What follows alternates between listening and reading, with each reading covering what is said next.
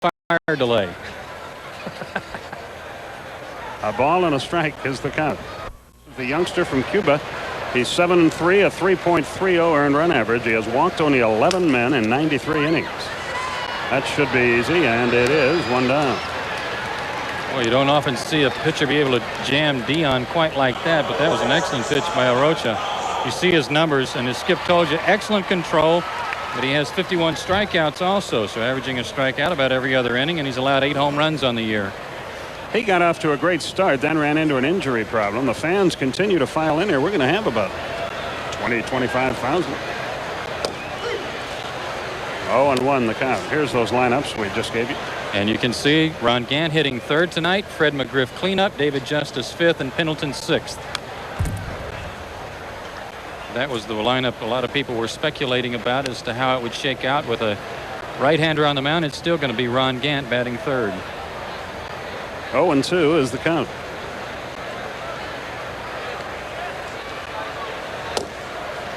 A little bit inside, a ball and 2 strikes. Are we on radio now still too? Does anybody know what's happening?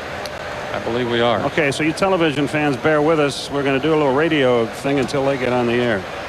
The pitch is strike 3 called, a breaking ball on the outside corner. Blauser is caught looking, and 2 are down. And Ron Gant will be the batter. Arocha's 27 years old, 6 feet, 180 pounds. And for you folks watching on TV, you see not only does he have a pretty good tailing fastball, but a good slider as well, and that's what struck out Blauser. Ron Gant is the batter.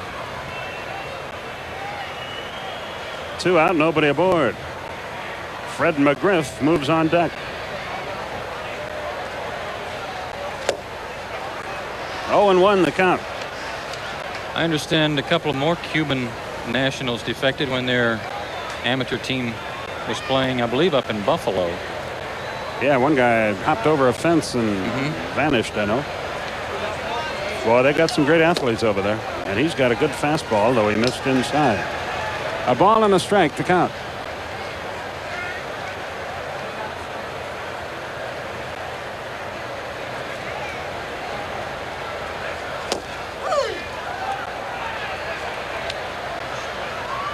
One and 2 the count. Ron Gant showing bunt, trying to get Todd Zeal to pull in a little bit, and I don't think that that's going to work because Zeal is going to play a little bit deeper.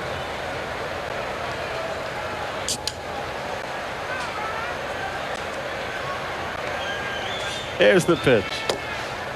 Just missed inside. 2 balls, 2 strikes, we think, is the count.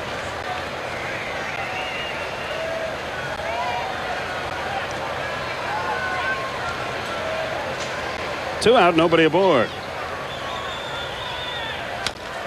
Little squiver to short. The Wizard of Oz has it. And the inning quickly comes to a close. Nothing doing. We've played 1 and we are scoreless.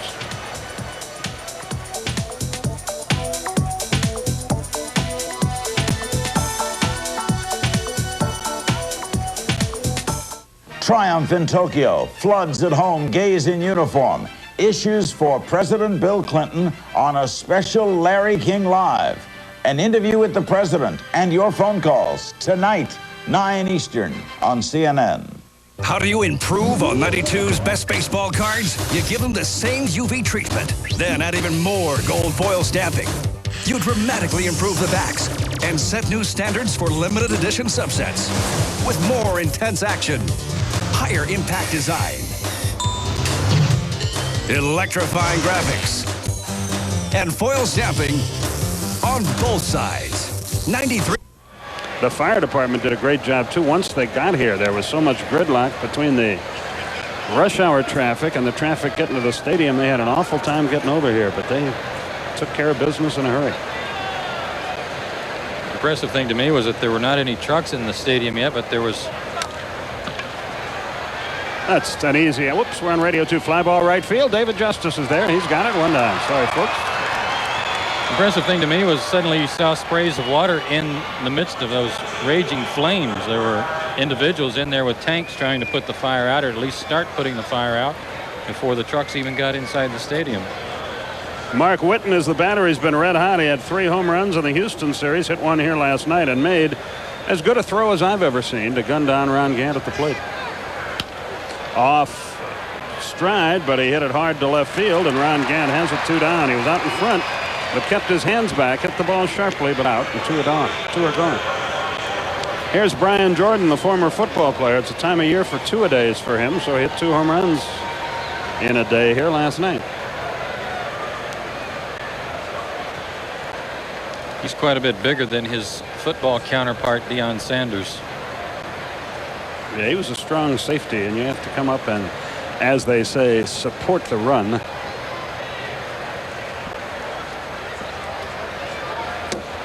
Jordan takes it high and outside. 1 ball, no strikes. He's another guy that got off to a little bit of a slow start, and then after he was recalled from Louisville, he started getting red hot. And those are his numbers since he was recalled from AAA. For you folks on radio, hitting .333 since he came back. The wind and the pitch to Jordan is low and outside. 2 balls, no strikes.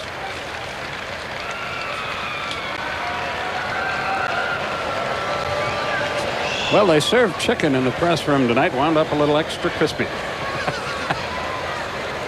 Here we go. The 2-0 pitch. Squibbed foul down the first base line. It's 2-1. If you just joined us and you're watching on TV, where the reason we're talking so much is they can't get radio going here yet. Poor Rick Shaw is a man possessed.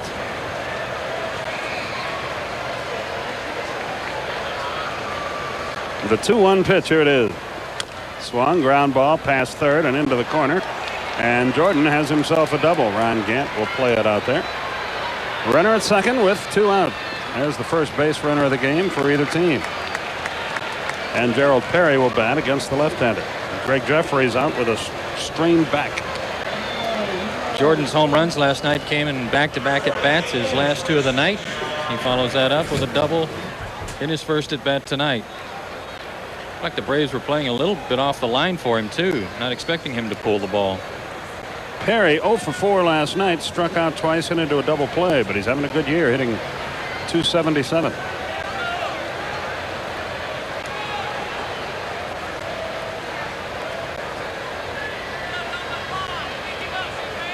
Jordan runs extremely well. A strike to Perry. It's 0-1. Any base hit to the outfield, you figure him to score.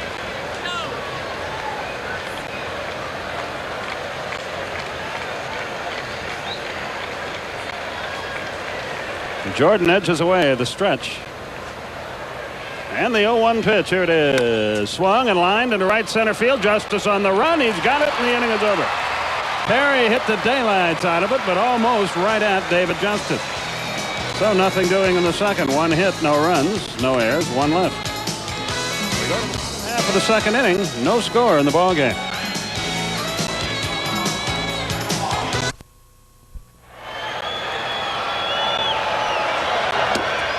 And he tried to jack one right out of here, and he missed it. 0-1. He's been around. He's a veteran player.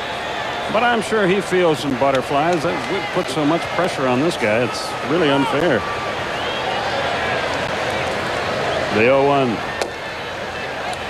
A little low, a ball on his front. One guy alone cannot make up the difference of 9 games. One guy can help other people around him and perhaps help them get some better pitches to hit. Ground ball to first. Perry has it. He'll take it himself. In time, 1 down. McGriff gets a hand as he bounces out. That'll make him feel good.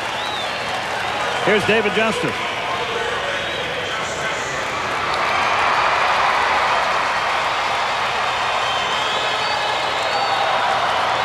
Talk with him just briefly before the game. McGriff, I'm talking about. You feel so sorry for the guy. It's a mob scene, and then all this happened up here.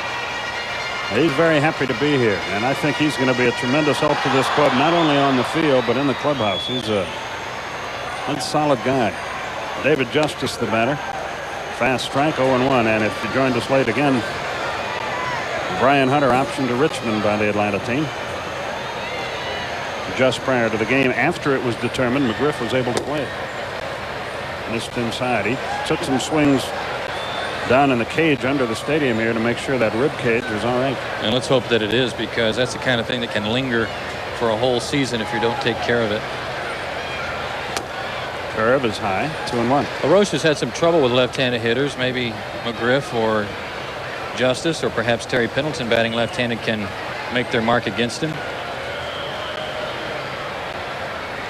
2 balls, 1 strike. The wind by Arocha and the pitch. That hit everybody on its way back except the hitter. 3-1 is now the count. On the year, left-handers hitting .341 against Arocha.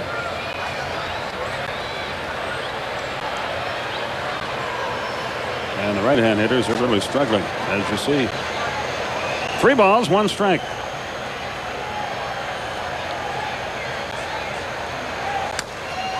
High pop foul back and out of play.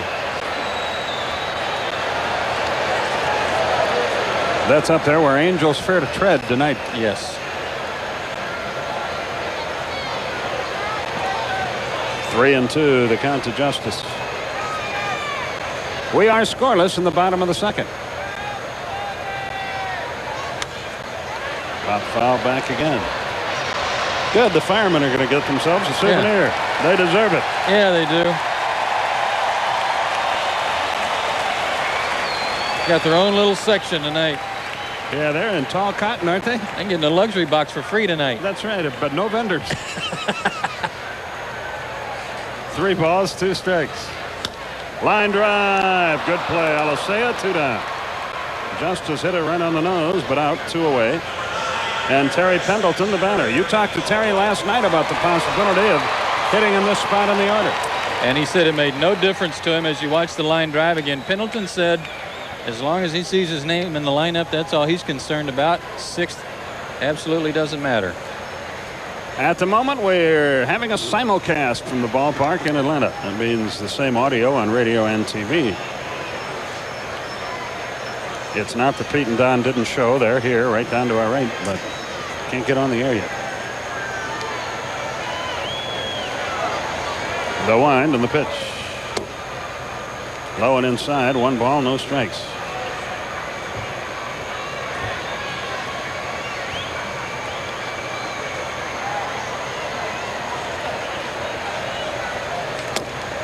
The pitch is outside. 2-0. Where are you sitting, Stan? You over in your box over there? That's great. The pitch is outside, and it's 3-0. Stan Caston just stopping by to laugh at us. He has no place to sit. But he just said, it isn't it amazing the number of people that are here, and he's right. I've got to be 35,000. Pendleton didn't get the high fastball. Cutting loose, 3-0. 3 balls, 1 strike.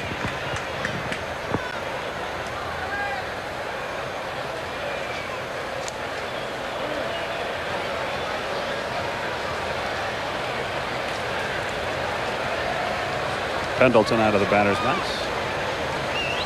2 out, nobody aboard. Bottom of the second, scoreless game. 2-hour fire delay here. Oh, that went right into the old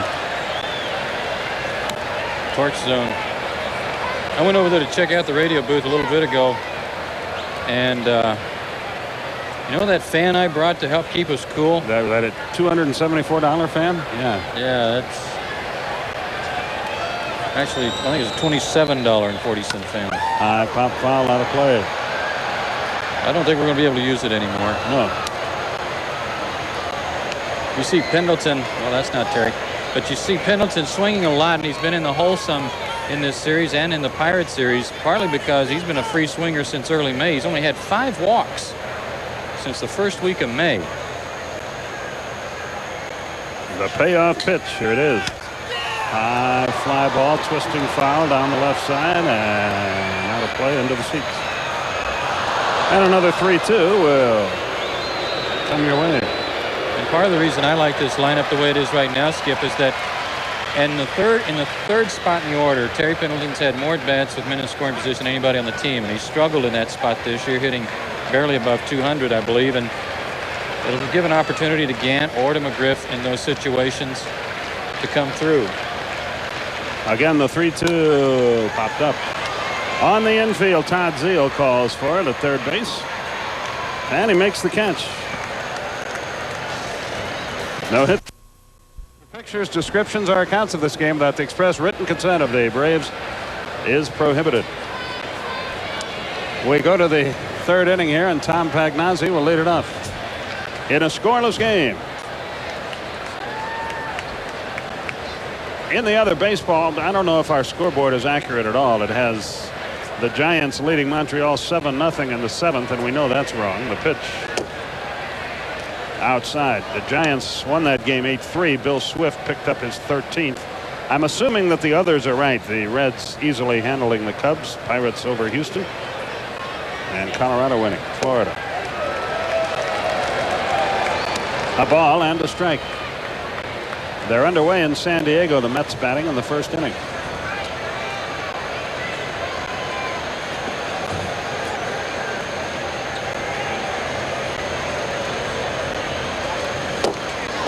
Pagnozzi doesn't get that one.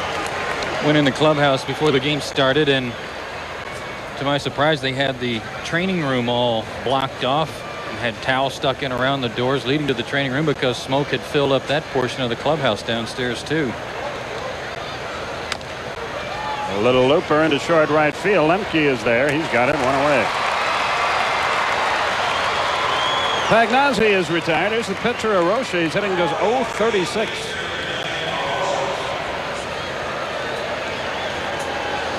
That's not too bueno. 1 for 28. A little bilingual lingo there. Yeah, that was good. Thanks. One out, nobody on. Arocha doesn't get it. It's 0-1.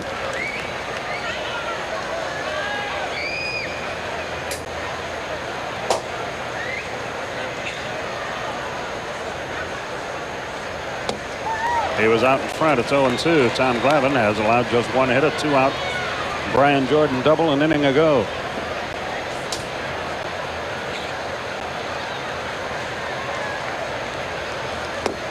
That takes care of him, and Glavine records his first strikeout of the night, his 59th of the year. He has 56 walks. It's amazing with that strikeout walk ratio that he's pitched as well as he has.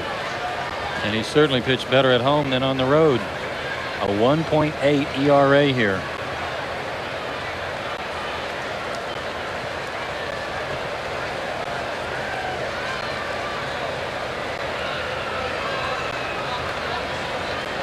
Alicea bounced out his first time. Curve, strike, outside corner. It's 0-1. For those of you who had tickets and didn't use them tonight, Braves have adopted the following ticket policy. Any fan with a paid, unused ticket may request a refund or exchange. Refunds may be made by mail only. Exchanges may be made by mail or at Gate G. Advanced ticket window, Atlanta Fulton County Stadium for any remaining game in '93, subject to availability, or any game in '94 when available. Line left field. Gant coming on, but can't get there. Drops in front of him for a 2-out hit. He thought about diving for it, but wisely thought better of it. I commend the Braves for that. They wanted to play this game because business is so good.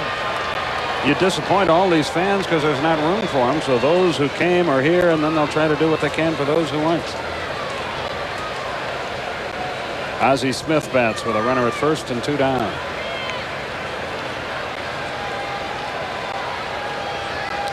Ozzie fly to center on his first trip. Alicea edges away. That's popped up. Will it stay in play? Damon Berryhill has room. He's got it. He almost got Terry Tato with the mask, and the inning is over. One hit, but no runs, no errors, one left. We go to the bottom half of the third inning in a scoreless game. And was watering the grass between the third base line and the third base dugout just in case any sparks flew out on his grass.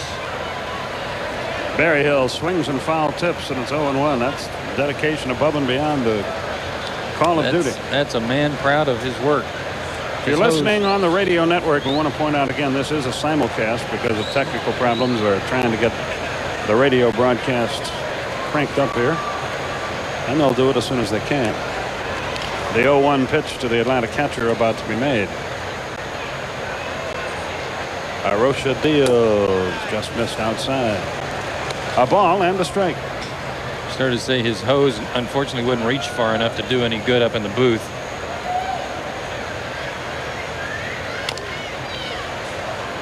Fouled away. It's a ball and 2 strikes. Berryhill, Lemke, and Glavine do here in the bottom of the third.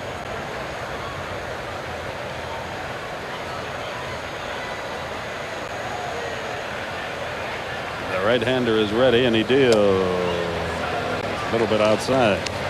2 balls, 2 strikes.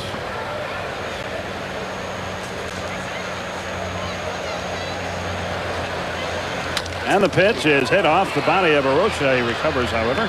Throws to first in time for the first out of the inning. Barry Hill hit it sharply, but has nothing to show for it. Well, so far our offense hasn't been any better with Fred McGriff, but it hasn't been any worse. It's been just about the same. Nothing. Lemke stands in there. Back in April, we said it's early. It's not early anymore. Here comes Rick Shaw. First pitch outside, 1 ball, no strikes.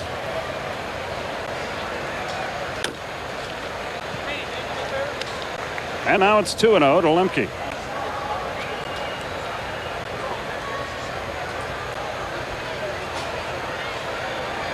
One out, nobody aboard in the bottom half of the 3rd inning. A strike to Lemke is in there, and it's 2-1.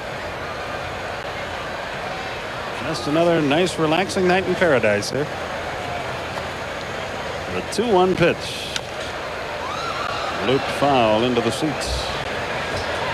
And what's the ruling on foul balls into that area that's roped off? Are fans allowed to go in there as long as they just reach over that tape, or are they allowed to step over, go back? I haven't gotten a ruling yet. Okay. Guess if no firemen are there. Pop foul into the populated section of the seats behind third. It's still 2-2.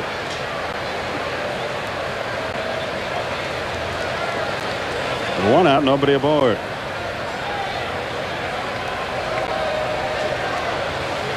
Arocha gets the sign from Pagnazzi and delivers. Swung ground ball. Zeal diving play from one knee, throws, but he beat it.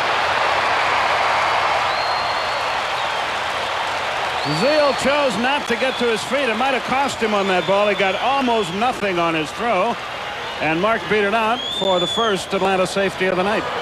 I think he figured that if he didn't make the quick release from his knee, that he wasn't going to have time to get to his feet, and he wouldn't have. But these guys played some great defense last night, including Todd Zeal, who made a couple of fine plays. Just didn't have enough time to complete that one. Talked to Joe Torre at length before the game. He's really happy with his ball club. He likes the attitude, the chemistry, and the talent of his team. See how the Braves play it here with Glavine up. He is swinging and hacks it to third with a runner going. Out at second, out at first, inning over. Beautifully done. Second night in a row, we've gone to a 5-6-3 double play. And that takes care of things. The Braves gambled, and the Braves lost their gamble. 1 hit, no runs, no errors, none left, and 3 innings have gone by. There's no score. There's Henry Matthews. He's right above where that fire was, and you can see the smoke is still, we can still get a whiff here, but it's awful where he is. A ball and a strike to count. Sutton told me when he left the press area that he was actually feeling along the floor of the press area when he got to the outer door. It was that intense and that dark in our press room area. The 1-1 is high and outside. It's 2-1. And it'll take him months to get the smoke out of his hair. Nice talk about Sparky. The pitch. Swung and missed. 2-2. He and Pete over in Philadelphia, wasn't it? That's right. And they're working together again tonight. They were over there tonight in the radio booth. Beginning to wonder. The 2-2 pitch. Just missed. 3 balls, 2 strikes.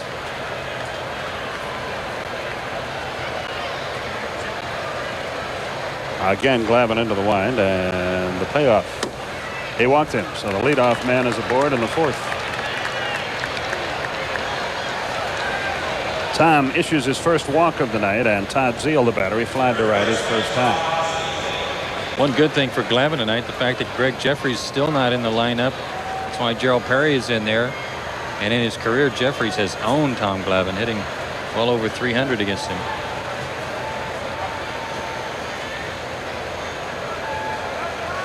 Zeal stands in. A little bit outside. 1 ball, no strikes.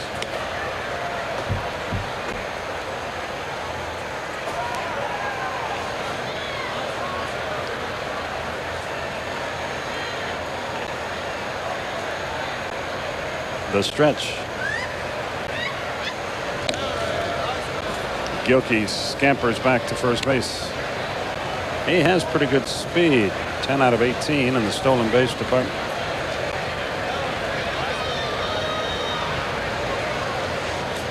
The 1-0 pitch. Zeal waits. Gilkey is running. Ground ball tapped to second. Lemke gets to it. Throw to first in time. Zeal didn't quite hit it hard enough. He picked the right spot, but bounced up. Still, the runner is in scoring position with 1 away, and Mark Whitten is the batter. Talking about that throw last night, Skip, the most impressive thing about it, number one, he got in the right position for it, had all his momentum going toward home plate when he cut it loose. But I don't think it ever got over about head high, and it was caught about knee high when Pagnozzi caught the ball and made the tag. I was thinking about it on the way home last night. You know, you always think of all the plays you've seen, but I can't recall a better throw than that.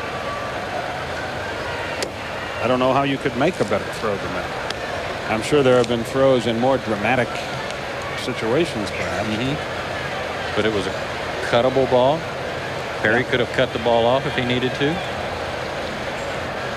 He's a good-looking young player.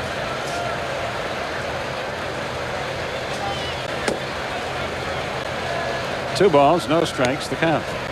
He was one of the prized prospects for the Toronto Blue Jays before going to Cleveland. And now living up to the potential everybody saw in him.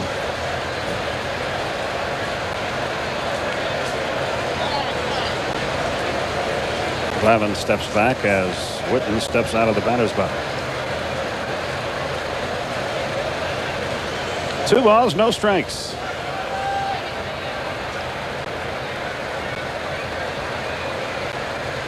Lemke in behind the runner. Glavine goes to the plate. Little swinging bunt. Tommy off the mound in good shape. Going to have to hurry. Threw it low. It gets by McGriff. A run will score. Let's see how far Whitten goes. He is racing for third. And it's 1-0. We'll see how they score it.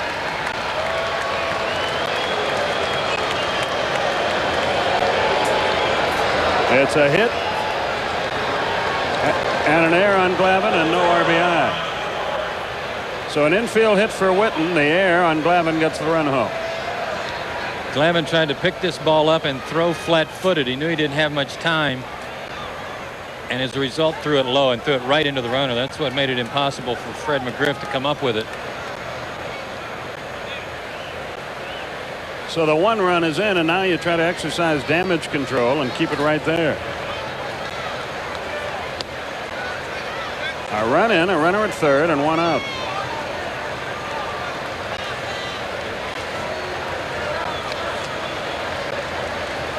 Jordan doubled on the left field line his first time. Infield comes in. That's how impressed the Braves are with Arocha, and that's how bad the Braves offense has been in recent days. A little bit outside. 1 ball, no strikes. First error committed by Tom Glavine since August 30th, 1990. 152 chances ago and 93 games ago.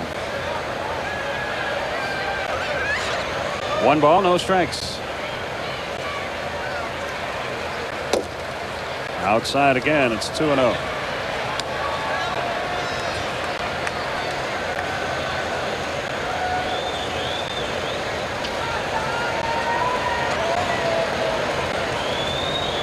Jordan out of the box. Now he's ready. Infield in for Atlanta. The outfield shades Jordan to the off field. The 2-0 pitch. Here it is. Swung, grounded into left field. That scores the run. Well, the Braves gambled again and lost. That's probably an out with the infield back, but with the infield in, it slipped through. And it's 2-0 and an RBI for Jordan, his 24th of the year, and he's having some series. Brian Jordan hitting over 400 now with men in scoring position, and he's 4 for his last 4. 2 homers, a double, and this single that probably, as Skip pointed out, would have been an out if the infield's back. 5 for 5 going back to these at bat before the 2 home runs last night. You got to react quick when you're playing in on the grass and no chance for Blauser. Gerald Perry, the batter, he lined out his first time, hit the ball very hard to Justice.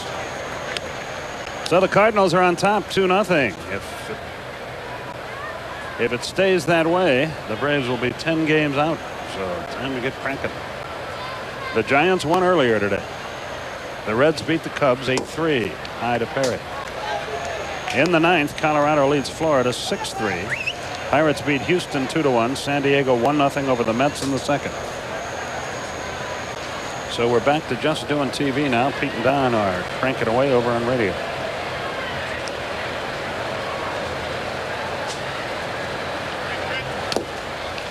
He chops it foul down the first base line. A ball and a strike is the count. Same two teams tomorrow night. Greg Maddux and Joe McGrain will pitch.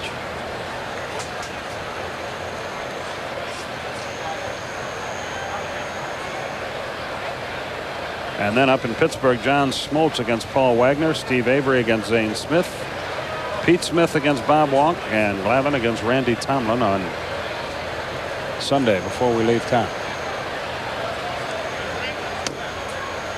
Sweeps outside, 2 balls and a strike.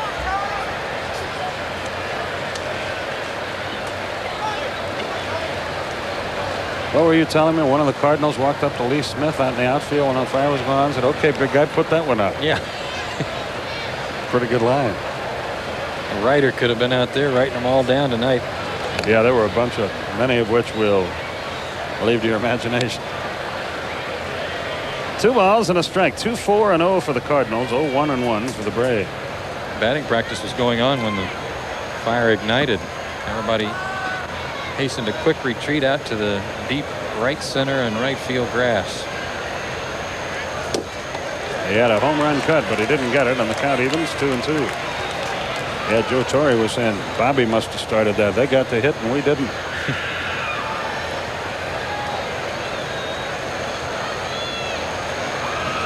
Two balls, 2 strikes. 2 in, 1 out, 1 on.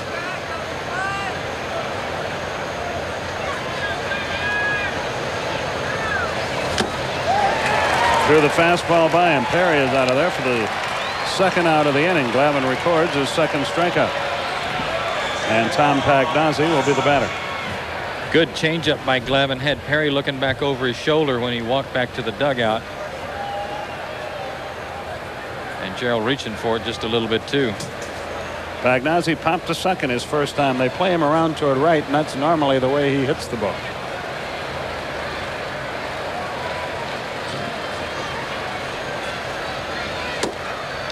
High and away, 1-0.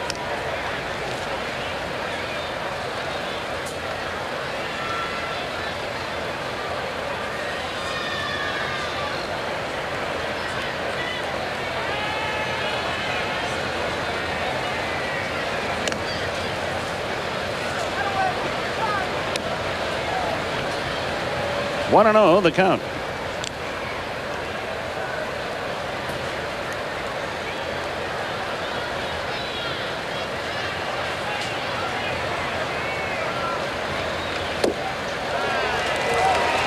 It's even now on Pagnozzi, 1-1.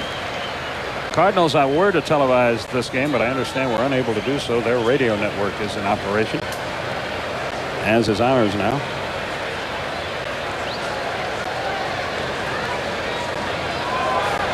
A ball and a strike.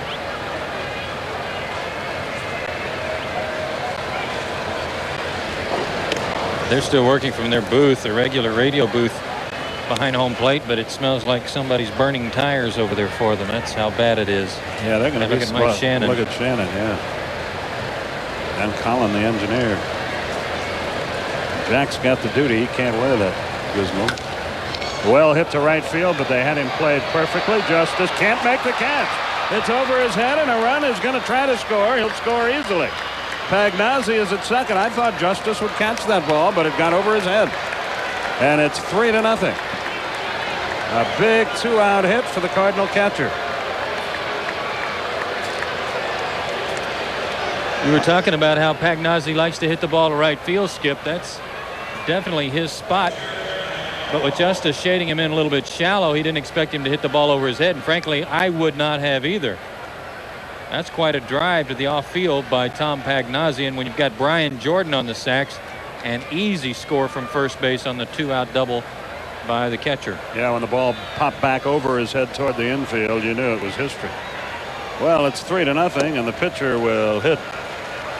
0-1 is the count.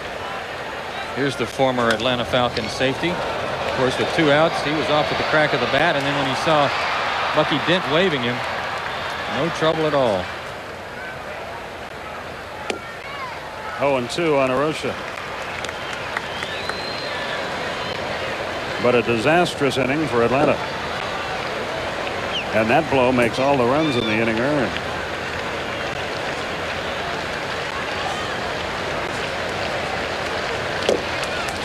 That ends the inning. Strikeout number 3 for Glavine, but not before. 3-run score on 3 hits. 1 error was charged. It was costly, and a runner was left. Go to the bottom half of the 4th inning with St. Louis on top 3-0. Reached between 16 and 1800 degrees. That's enough for me.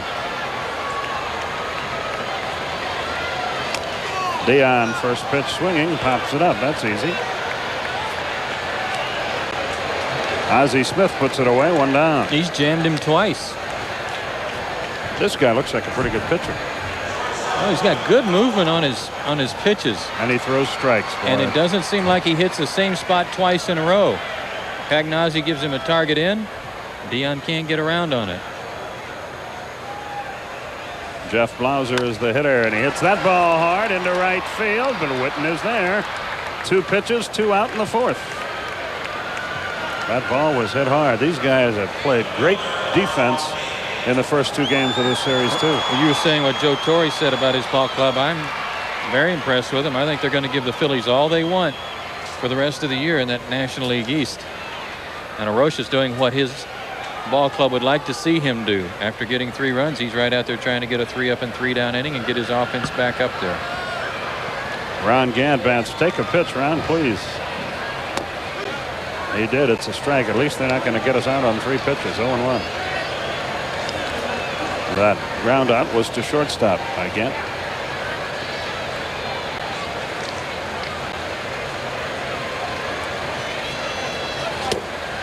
That's outside. A ball and a strike. You know, I've always said I enjoy doing broadcasts like, you know, a couple of fans sitting in the stands watching the ball game. Well, I got my wish tonight. Yes. I've already been hit by a bag of peanuts.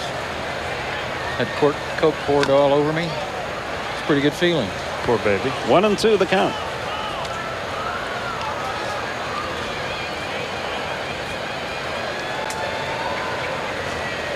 I don't want to belabor the point, but I wish people could appreciate, and I know they can't, but the work done by our crew to get this thing on the air is incredible. Our chief audio guy is an old friend, Grover Cleveland Huckabee III, and he and his troops, you'll never know how hard they had to work to pull this thing off. And they did it in about a half hour. Had everything set up in about 30 minutes.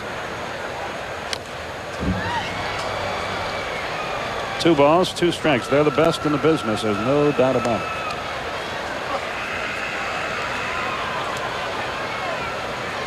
Two balls, 2 strikes.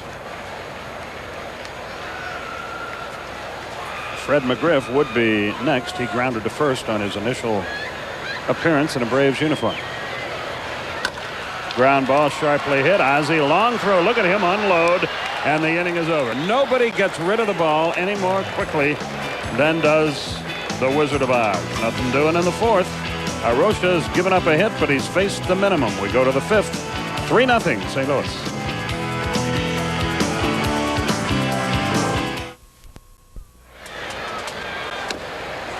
High and outside. 1 ball, no strikes.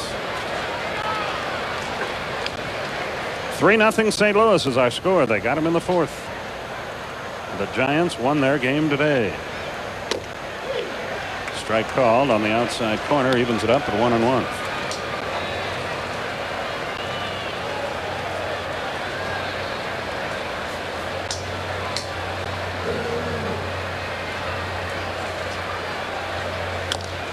Little looper into right center field. Justice and Sanders come on. Nobody can get there.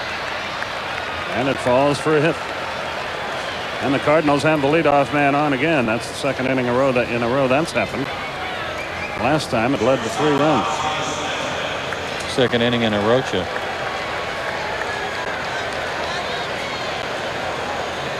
Ozzie has flied to center and fouled to the catcher. See if they play hit and run with Alicea. He is 3 out of 3 on the stolen base department.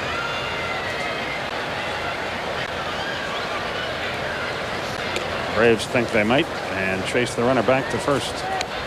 In the American League, Cleveland beat Oakland 9-5. Baltimore shut out Kansas City 7-0. Yankees lost to Seattle 9-5. Toronto beat the White Sox 7-2, and Boston over California 2-1. Minnesota 4-3 over Detroit, and in the bottom of the 7th, Texas 4-1 over Milwaukee.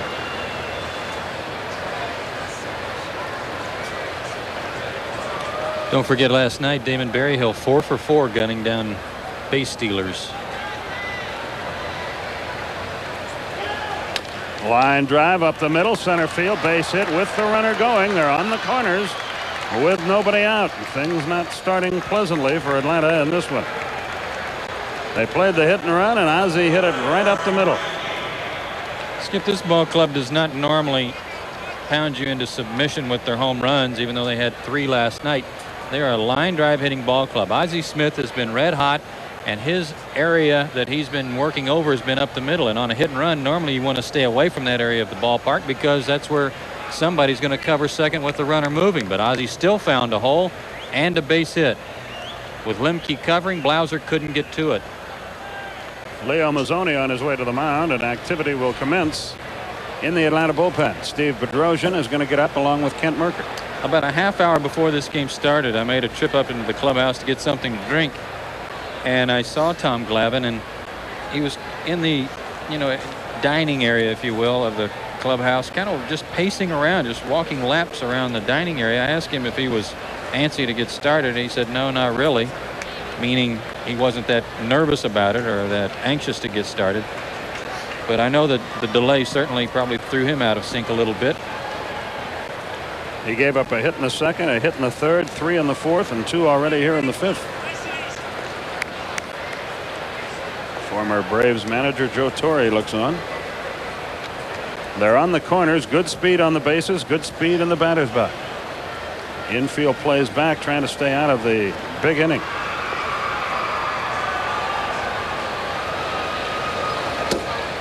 Outside, 1 ball, no strikes. Well, it was very scary before the game, and now if you're a Braves fan, it's a little scary during it.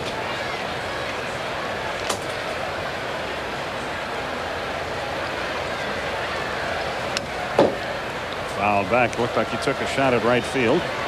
And the count evens at a ball and a strike. All the Cardinals appear to be good situational hitters. They're all willing to take a pitch or two. They're willing to hit the ball to the opposite field, try to find the hole that you see there on the right side with Ozzie at first. That's why they've improved that run production you saw earlier. Ground ball to third. Runner comes home. They turn it on him. They've got him hung up. Running back towards third. Did he get him? Yes. A 5-2 gets Alicea. And a good job by Berryhill to keep Ozzie Smith from getting beyond second base.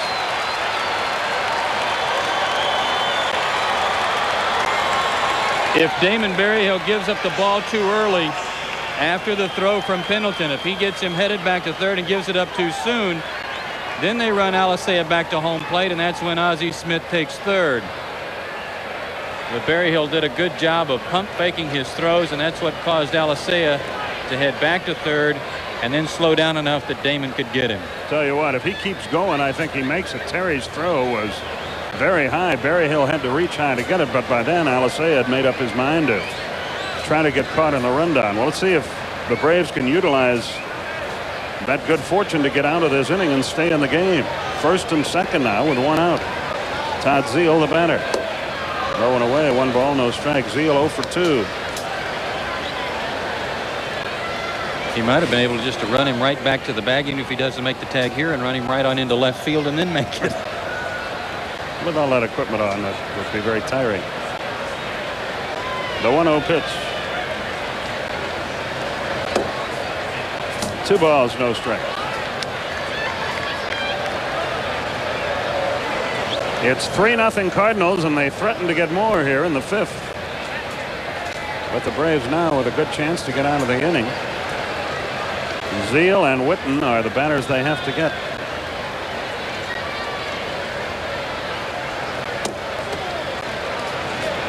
Three balls, no strikes.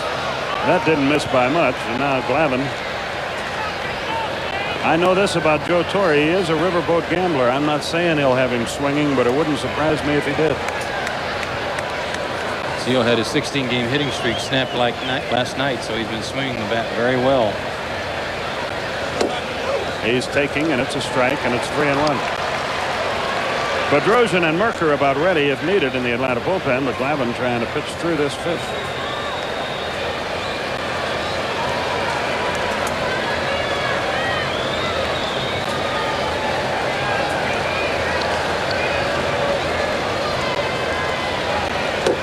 Three and 2. Now what do you do, Joe Torre? Do you send the runners on the 3-2 pitch with 1 out? I'm betting he will. I would, because Todd Zeal's not the typical cleanup slugger. In fact, he's only got 4 home runs batting in the cleanup spot. Good contact hitter. And he needs to play it as a hitter, like a hit and run. Make sure he puts the ball in play somewhere to protect him. The 3-2, they run. Line drive, right field, base hit. A run is in. The other runner races to third. They missed the cutoff man, but Zeal is unable to move up, and he went the other way, and it's 4-0, and the Braves' problems continue. And Mark Witten will be the batter. They are 1st and 3rd in us to death. Zeal drives in his 47th run. And watch how he goes after this pitch. Nice inside-out stroke. Teams are beginning to do this to Tom Glavine more and more. They're beginning to giving up the inside part of the plate and then adjust. And then when he tries to throw the changeup away or run the fastball away, they're ready, and they hit the line drives to right field. So Steve Bedrosian gets the call out of the Atlanta bullpen, and we'll be back right after this. Bedrosian ready to go to work. Wild pitch. It pops right back. They got a shot at the plate. He is safe. Berryhill started to make the play himself, then decided to throw it. And on a bang play, they beat the Rap. Gilkey has scored, and it's 5-0. That ball came back so quickly to Damon that Steve Bedrosian couldn't get to the plate in time to take the feed. Damon popped up as it came back quickly to him off the concrete surrounding the camera position behind home plate. And you can see Steve was only about halfway to home plate. Berryhill tried to lead him. The tag was applied, but his foot got across before the glove came down. Good call by Terry Tata. Yes. Good call. That's in there, and the count evens at 1-1. And a lot of speed by Gilkey, too, able to beat the tag. The 1-1. He had a home run cut, but he didn't get it. It's 1-2. So 2 more runs are in, and it's 5-0 St. Louis. And the Braves, unless they can rally, will be 10 games out of first. I don't believe, I'm quite sure we haven't been 10 out all year. The 1-2 will not be made. Bedrosian steps off the mound.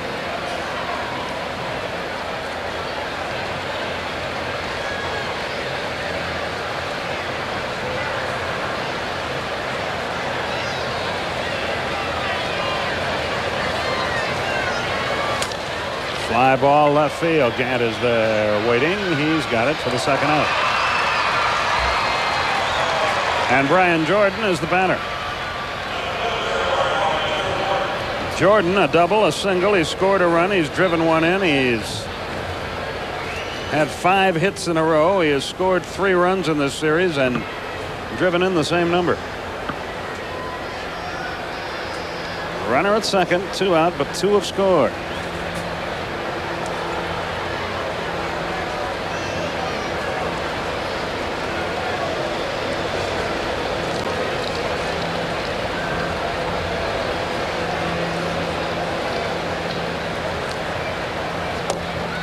On the corner, 0-1. Pete Van Weer and Don Sutton will join you at the end of this half inning, and hopefully we'll do a more profitable job than we've been able to for you Braves fans.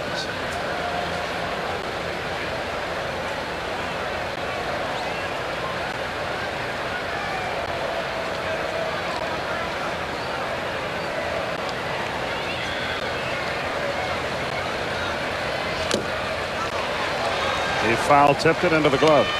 You know, all year long there have been 4 guys trying to squeeze into 3 spots in the Braves outfield. This foursome they've got working right now for the Cardinals, quite a talented group too, with Quinton, Blankford, Gilkey, and Jordan. And Joe Torre trying to make sure everybody gets enough at bats and enough playing time. Seems to be working out pretty well right now. Colorado went ahead and beat the Marlins 6-3 the final here. The 0-2 pitch to Brian Jordan. Line drive, right field. Justice on the run. That's a foul ball. He just missed another double. And just missed hitting Kent Merker.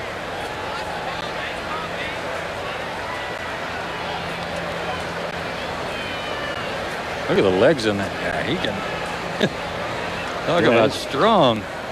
He's a big, strong man.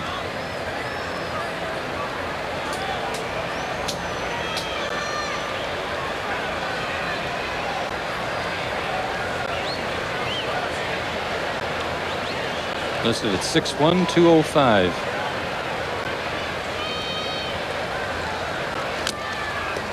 Just did stay alive. Almost had the fastball by.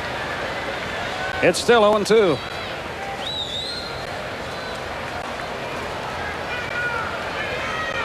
Well, you talk about a tough night at the ballpark. We've had one here tonight. I think everybody around and everybody concerned just thrilled that it happened when it happened. Oh, if it had happened at 7:15 or so. Hate to think what would have happened here.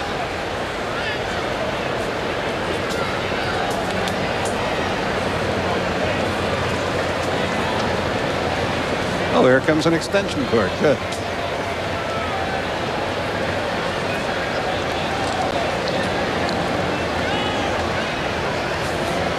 The stretch. The pitch. High pop foul out of play.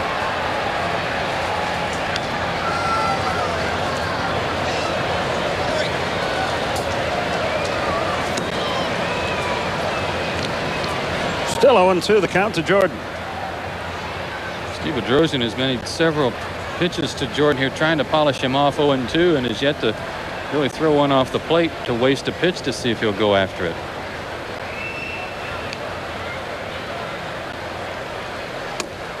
There's one off the plate, a little chin music. 1-2 the count. Again, if you joined us late, Braves have optioned Brian Hunter to Richmond to make room on their roster for Fred McGriff. I have no reason for this, but I don't think they're through dealing yet.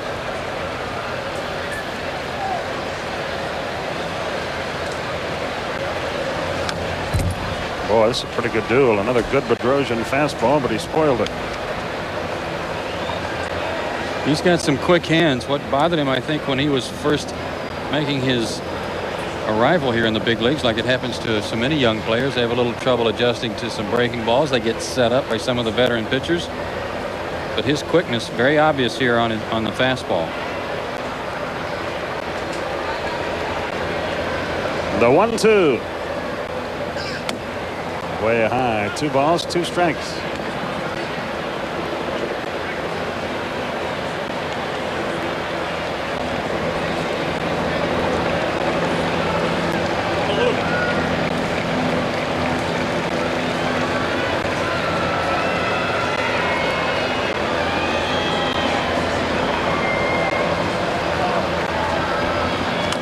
High pop foul back and out of play. The Braves have not been 10 or more out since the last day of the 1990 season. And they're not 10 out yet, but they're 9.5 at the moment and trailing 5-0. Well, that's the same area that the Cardinals were in back in late June, but they were able to recover from that and climb right back in the pennant race with the Phillies, but they had to get some help from the Phillies to do it. So far, the Giants have not been very cooperative. Foul back again. That foul ball in an area right over in the control room where they operate the scoreboard and message board here at the stadium, and you see the masks in that area too. It was completely filled with smoke. You couldn't even see in the glass from the field during the fire. So you're getting out of there is about as scared as I've ever been. Well, you had a little one to get out too. Yeah. He did fine, but it was scary. Got him with a breaking ball, and the inning is over. But another profitable one for St. Louis. They score 2 times on 3 hits and leave 1. That they did handling this tonight, and it was impressive. It's unfortunate that we did have the fire, but thank God nobody was hurt. Fred McGriff grounded to first his first time up, but a tremendous reception for Fred the first time he came to the plate, a standing ovation. First pitch to him down low, 1-0. You saw from that shot, and you've seen it a couple of times tonight where we're sitting here. I feel like I'm in a lecture auditorium taking notes here. McGriff wanted, asked for, and got time out. Sort of feel like I'm back in Double-A. Some of the booths in Double-A located at about this level. This was the roof. That's fisted out of play, and it's 1-1 to McGriff. Well, there's been much talk about Fred McGriff becoming an Atlanta Brave. It was official on Sunday. He is here, but his arrival today upstaged by some wonderful people from the fire department and a lot of other people, public servants doing a great job. 1-2 to McGriff.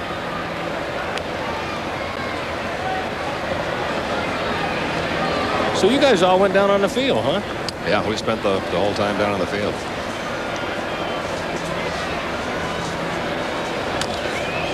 That's another grounder to first, and again Gerald Perry will trot it to the bag, and 1 out here in the 5th inning. The options were limited. Because of the smoke, they closed off both locker rooms for a time. You couldn't go in there, so all the players had to go out in the field. There was smoke pouring into the tunnel, and they wouldn't let you stay in there. So it was either get out of the ballpark totally or go onto the field, and most of us chose to go out of the field. Take a few ground balls. Oh, no, there was no baseball going on. Here's David Justice. First pitch to David outside, 1-0. A little tough to take ground balls when a hook and ladder is parked right across home plate. The Cards with 3 in the 4th inning. 2 more in the 5th. 5-8-0 for the Cardinals. Fouled at the plate. 1-1 to Justice. And I tell you, this is our first look at Arocha, but I'm impressed with his stuff. You got to be impressed with his stuff and his control. Looks like he can throw just about all his pitches for strikes almost anytime he wants to. Pitch is somewhat like a left-hander. You've heard us talk about left-handers, how everything moves. As you watch Arocha as the game progresses, you'll see nothing straight comes from the right-hander. Another foul ball, and it's 1-2 to Justice. Where were you when all the activity started over there? Were you back in the lounge? I was back in the press lounge getting ready to do my lineups. Well, I was sitting in the WGST booth where we do our radio and happened to watch it pop up over there. That's outside. It's 2-2. And what I thought I was going to see is somebody run down with one of those little red cylinder fire extinguisher and pop it out. And the next thing I know, John Sherholtz's booth that you've seen next to us became very hot. That's fisted to shallow center. Backpedaling is Ozzie Smith. He overruns it. That'll be a base hit for David Justice. Second hit of the night for the Braves. And they need to bunch a few of them together. Ball was not hit that high in the air, and I don't know if Ozzie may not have lost track of this ball at some point. Lost his footing right at the very end. Still had the presence to grab it barehanded and get it to second base to hold Justice to a single. If you talk to infielders, Pete, won't they tell you that's the toughest play? Yeah, going back on a ball not hit that high in the air. They don't have time to get back and get under it. Here's Terry Pendleton. Pendleton popped to third his first time, takes ball 1 outside. So to put a lid on that story, I was sitting in the booth there, and when the far side of John Sherholtz's wall became engulfed in flame, it made sense to me to exit the premises, but I had to do it on the Braille system. Yeah, it was a little shaky getting out of there with all that smoke. Tough to see, tough to breathe. 1-1 to Pendleton. I gotta tell you, my first thought was they should cancel this and let's go on, because I said none of the fans are going to stay. But this is an impressive group of people that stayed out in the outfield. Fly ball left field. Under it. Yoki makes the catch. Fans actually had to leave the ballpark. They did not let any of the fans go down into the field. Now, they were all outside, but I tell you, they didn't wander off very far. And I was out there and headed out, and there 5 minutes after we were out there, the first question from everybody was, okay, when are they going to start the game? Oh, yeah. I said, I don't know. There's some damage. But, yeah, but when are we going to start the game? Let's go. Let's play baseball. Here's Damon Berryhill. Berryhill tapped back to the pitcher his first time up. Actually, a pretty firm tap. Arocha knocked it down with his bare hand and made the play. You've been around ball players, so you can imagine some of the wisecracks that were coming from them out in the outfield as they were watching all the proceedings. To center field. It's going to hang up in the air for Brian Jordan. He camped under it, makes the catch. So the Braves get the base hit out of Justice, but that's all the artillery here in the 5th inning. We put 5 in the books in Atlanta. It's the Cards on top, 5-0. It was burning at its fullest, just to show you how Ed Mangan cares about his job. The firefighters are on the hook and ladder trying to put the fire out in all of those boxes. Ed Mangan is on the field with a hose spraying the grass to make sure that none of it got burned by any flying sparks. Out of play. It's 2-2 now to Perry.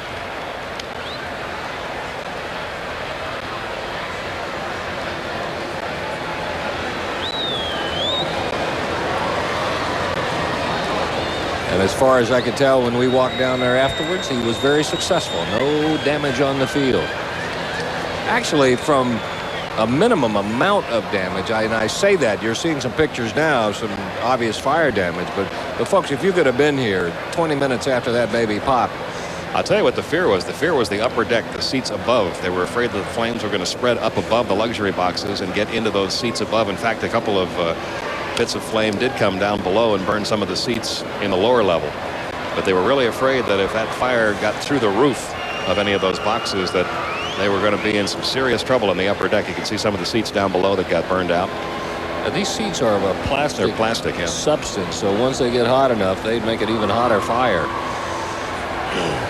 They did determine what that huge explosion was that happened midway through it. It was apparently the chemicals in the photo lab, which is also located along that stretch. To right field and deep. Back goes Justice on the warning track, and he's got it.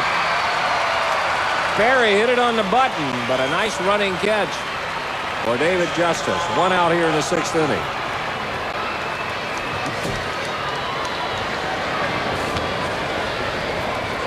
Well, I kind of felt like Bill White and Phil Rizzuto. I was halfway home, White, when I had to come back. Here's Pagnozzi. He has a double, and he's popped a second. That double plated one. This time to right field. Another chance for Justice. Near the foul line and in foul territory. Good. For those of you that joined us late, that's what it looked like at about 6 o'clock this evening. And the booth off to the left there with a sign underneath it, that is our former radio booth. And the fire eventually spread into it. Here's Arocha. He takes strike 1 at the knees.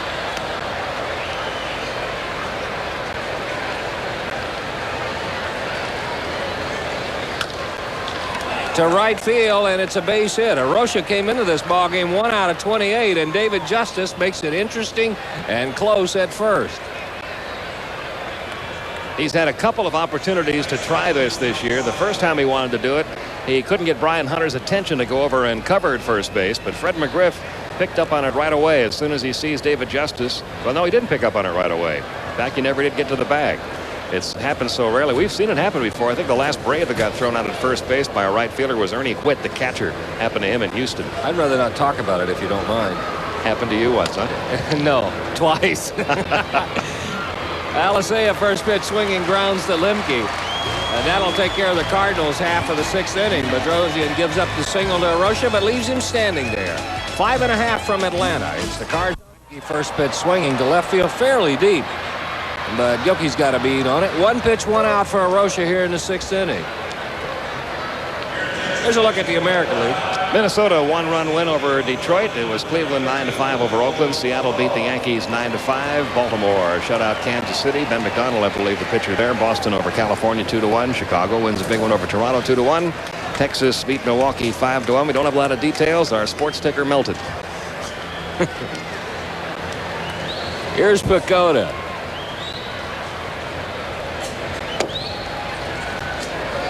He takes the first one, ball 1-0. We can tell you that Pacoda has been to bat 20 times as a pinch hitter. He's 5 out of 20. And he takes 2-0. We also can tell you it's unusual to see Pacoda take 2 consecutive pitches when he comes off the bench.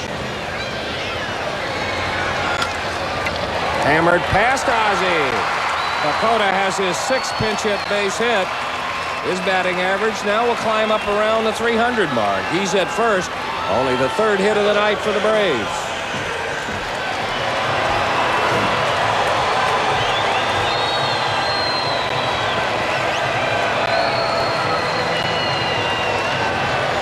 We'll go to the top of the order in Deion Sanders.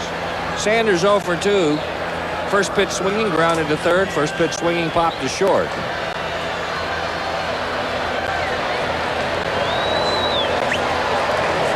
Takes this one high, 1-0.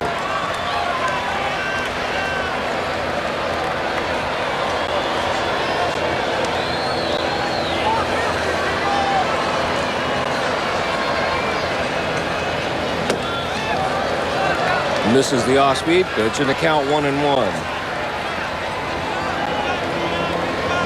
2 or 3 things you gotta like about Arocha. As Pete mentioned earlier, his control exceptional. His stuff very good. But he's one who doesn't take a lot of time. Seems very aware of the game. He's already noticed right there that Gerald Perry, with the big lead, should be behind the base runner, and so Gerald does move back. Good reports on René Arocha. Misses outside, 2-1. You know, I remember when he first made it known that he had defected to this country and was trying to hook on with a ball club somewhere. A lot of scouts went to watch him pitch, and they thought he was a little short on his stuff. The Cardinals, one of the few teams willing, really, to even take a chance on Arocha. A lot of teams passed on him. Ground ball headed to right field. It's a base hit for Sanders. 2 in a row, and the Bays with a little something going here in the bottom of the 6th inning. And it'll bring Jeff Blauser to the plate.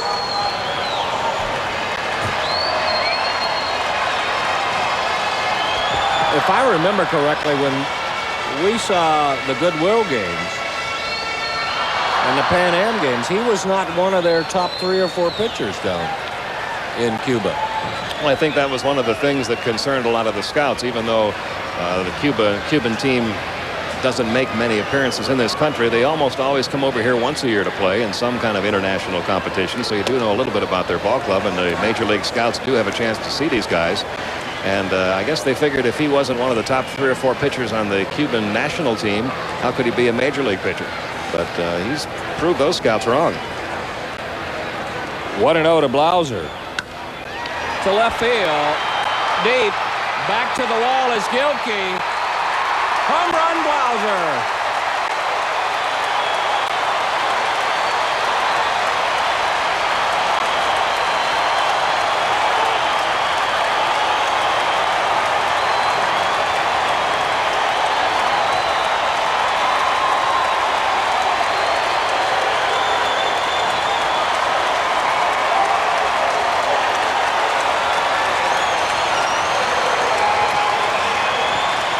A 3-run homer for Jeff Blauser, his 7th of the year, his 36th, 7th, and 8th RBI. And all of a sudden, the Cardinals are within shouting distance. It's 5-3. still only one out in the bottom of the sixth, and here's Ron Gant. Base hit for Gant. At 4 base hits in a row.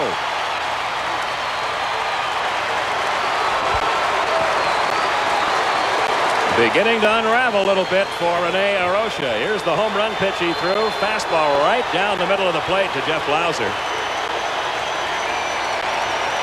That ball had very little movement on it. And it gets the Braves back to within 2. It's also going to get the Cardinal bullpen going here after the base hit by Ron Gant. The phone call made to the bullpen, and now pitching coach Joe Coleman will make his way to the mound. A look at the Cardinal bullpen. That's Real Cormier, a left-hander, starting to loosen up. And what better theatrics? Braves down by 2. And the hitter and representing the tying run, newcomer Fred McGriff. It started quietly, a fly to left by Lemke, then Pacoda pinch hit single, Deion Sanders single to right field, then a 3-run homer by Jeff Blauser. And you see this happen a lot when a team has never faced a pitcher before. They go around the batting order a couple of times. The fans want a curtain call. They don't want to sit down. It's a standing ovation still. And if you know anything about Fred McGriff, you'll know that a curtain call is not his style. Well, the fans want more. The fans want more out of Fred McGriff, but Joe Torre wants a new pitcher. It's Real Cormier, and we'll be right back.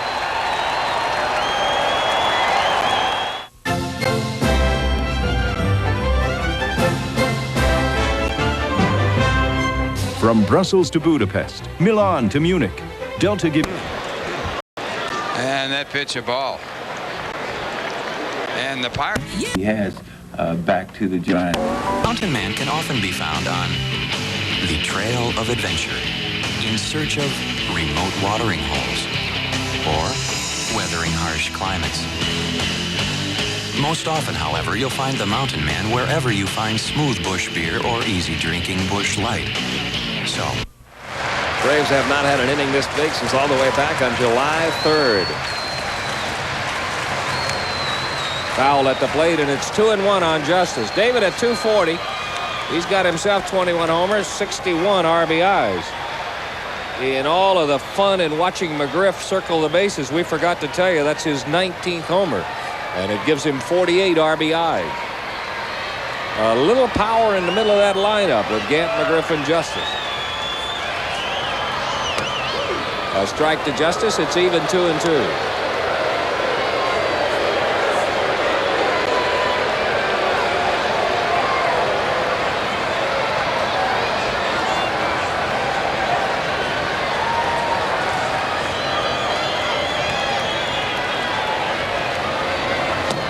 Got him.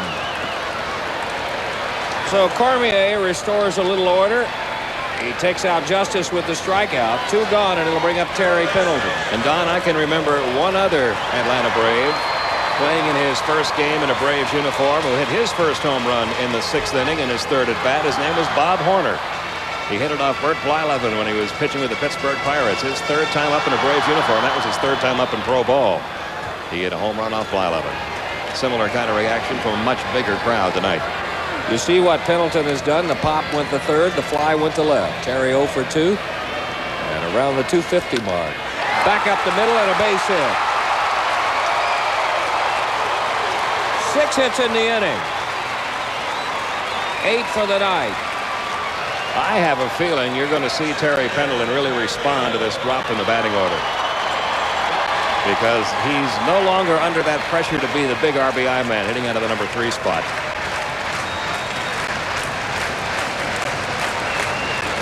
He's at first base, and here's the 9th man of the inning to come to bat, Damon Berryhill. Grounded to the pitcher, flied to center. Damon this time will bat from the right-handed batter's box. First pitch swinging, base hit, Berryhill.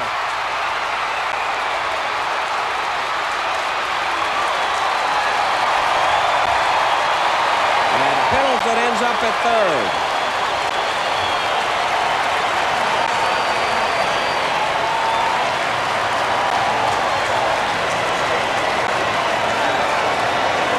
Well, that swing of the bat by Fred McGriff seems to have woken everybody up offensively. Hitters very, very aggressive. First pitch swinging was Pendleton. First pitch swinging was Berryhill. That'll bring up Mark Lemke. He started this inning, and Mark wants a shot too. He flied to left to start it off. An inning like this, you know, Lemke doesn't want to make the first and the last out of the inning.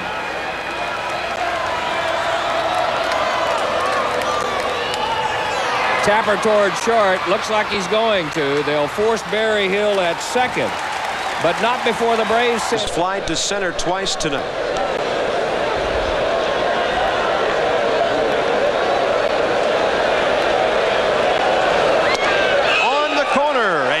Gone. Arocha fans 2 in a row, 3 in the game, and halfway through, the Mets continue to trail St. Louis by a 3-1 score. And here's a word from your Tri-State Toyota. Arocha should have plenty of stamina. He has not thrown that many pitches. Bouncing ball hit to short. Here comes Ozzie Smith throwing on the run. Close play, but he got him. Tell you about Jeremy Burnett. He can run. He's a big guy, but he can really go down the line. And there's a 38-year-old who can run. Ozzie has turned himself into an outstanding base stealer. Always had the great defense. On the Toyota American League scoreboard, the Yankees and Blue Jays both won today. Baltimore knocked off the Red Sox tonight, so the Orioles stay 4 back. Boston falls a game and a half back. Royals lose in the West after Texas won today. They were 8-2 winners behind Kevin Brown at Oakland. Tim Bogart, the hitter, and a 1-strike count. And as the score showed, the White Sox winning again tonight. And the White Sox, of course, acquired Tim Belcher from Cincinnati. That'll certainly shore up their starting rotation. And a 2-strike count on Tim Bogart. Mets are up against a formidable right-hander here tonight in René Arocha. He is really going to be a good one. Low and away, 1 ball and 2 strikes. Joe Torre raves about René Arocha. Compares his stuff with just about anybody in the league.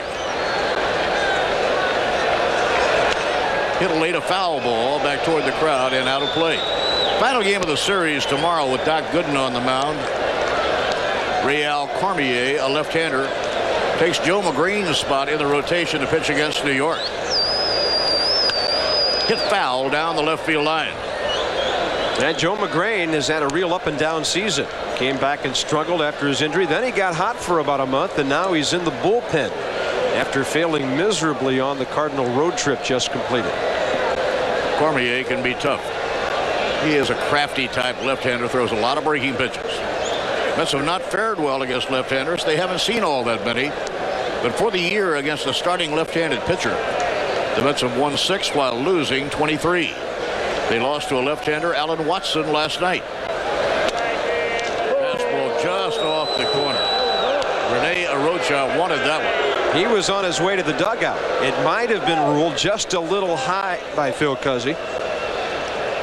Looked like it had the plate, but he must have called it high. Pitching 2-2. And a breaking ball low outside, ball 3. When you look at René Arocha, he reminds you a little bit in appearance of Bobby Valentine.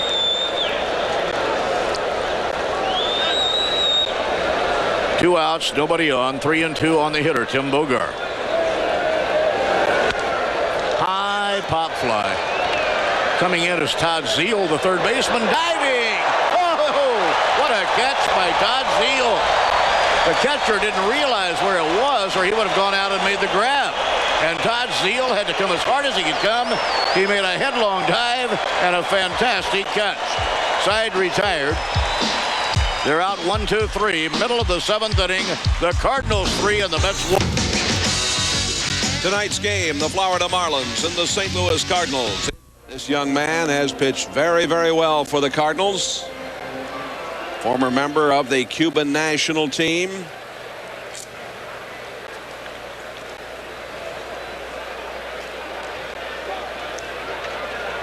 And the weather right now, okay, but